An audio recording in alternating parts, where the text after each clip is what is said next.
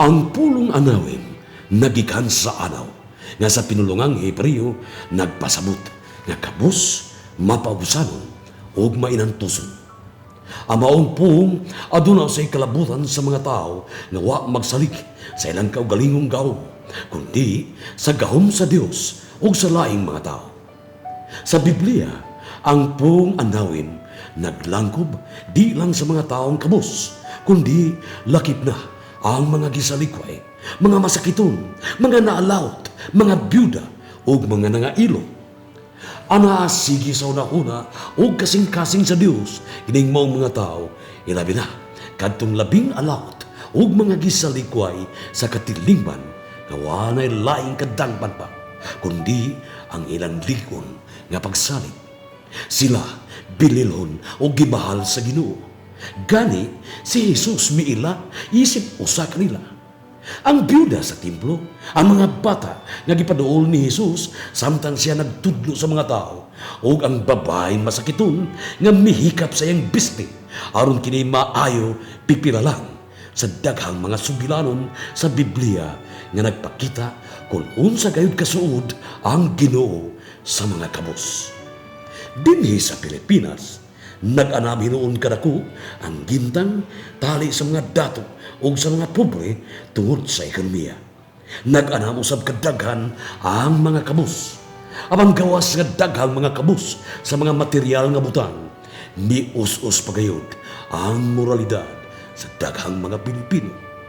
Kining maong sitwasyon sa nasod mao'y giisip sa Catholic Bishops' Conference of the Philippines kung CPCP nga ngayang tutukan samtang nag-anam kalanog ang tawag sa mga anawin. Sa Mateo 25, versikulo 40, si Jesus miingon, "Sultihan ko kamo nga sa matag higayon nga maghimo kamo niini alang sa sarabing ubos nining akong mga igsoon, gihimo ninyo kini alang kanako." Mao kini ang Mercy Village Formation Center sa Barangay Poblasyon, lungsod sa Compostela. Usa ka baydang panan niadtong mga bata nga gibiyahan sa ilang mga ginikanan. Pipila kanila adunay special needs sama niining 7 anyos nga bata nga atong tawgon sa pangalan nga Mateo. Sukat sa iyang pagkagamay, si Mateo maglisod pagbarog. Apan ang Missionaries of the Poor kon MOP nga mao'y nagdumaan ni maong sinto, mao'y nagsilbing ligon niyang mga tiil tungod sa may puas nilang pag-atibaan kaniya. Sa maghihapon, nining laing bata nga gibiyaan sa iyang inahan sa ospital diyang masakiton. Gawas nining maong mga bata ang Mercy Village. Misagop usab og mga batan-ong lalaki nga way ikagasto sa pagtungha apan adunay katakos nga mohuman sa ilang pagtuo. Ubos sa kani pagduma sa Jesuit Fathers. Ang maong sentro dul-ana sa 47 ka tuig nga mitubag sa tawag sa mas labi kayong nanginahanglan. Kadtong gitawag og mga anawin nga hanalang sa atong palibot, nagpaabot sa atong pagtagad aron maisama kita kang Kristo nga nahigugma sa mga kabus.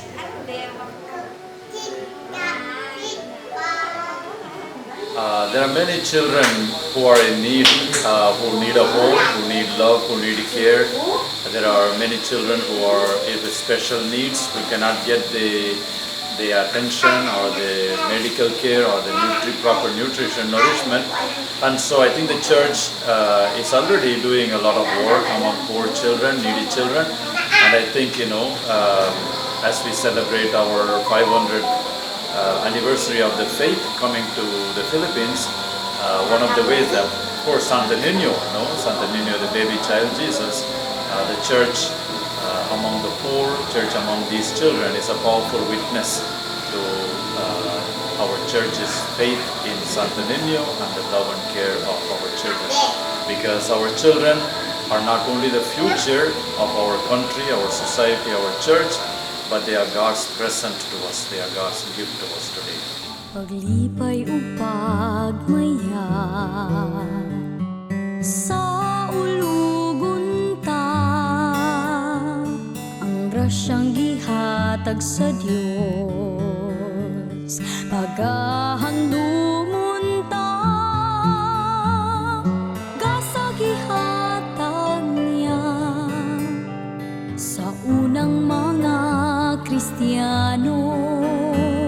Ang batang Jesus ang ninyo, tinubdan sa pagtuo. Atong isangyawan pagtuo. ¡Viva el Señor! ¡Viva el Señor Santo Niño! Masipang pagpakang Señor Santo Niño!